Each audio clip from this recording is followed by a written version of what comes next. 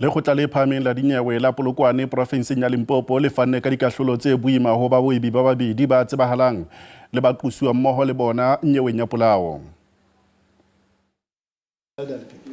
Kgorotsheko e be e tletšiwa go hloka botshwela mare ge ba bonwa molato ba kwebja.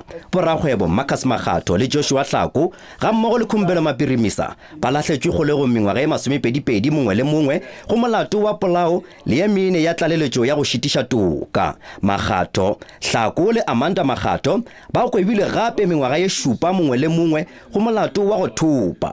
Ba bolaile Makgato ka ntlong ya Hlako ka sešego fao a ntšhitšwego ditho go thekga dikgwebo tša ba bonwa molato. Makgato le Makgato ke bana ba letswele ebile bobedi ke batswala ba motswa sehlabelo. Dikgwebo tše di tla sepela sa mmalete. Accused number 1, 2 and 4 each sentence on count 1 to 7 years in prison, count 2 22 years in prison, count 3 4 years in prison.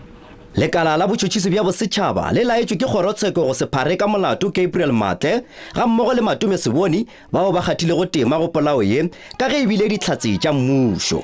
Ba lapa le boramola ba ba bona molato ba ntšhitše maikutlo ao a fapanego malebana le dikwebo tše.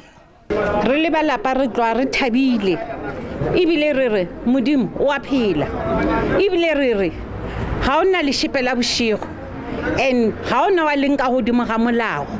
Se se shelang ke gore bofelo ba letšatši bogodu borukutli everything e diriwang e sa lokang e tlo tšwelela nyanye mafelong. Ka yo o lemoile gore case ke case e le gore ne e toa e na le dithulano tše dintši and ka e le gore le lena ba di-media le dutše le lebeletše dithulano tša di-witness ka moka na tšona. So re khumane instruction ya gore re tšwele pele ka appeal.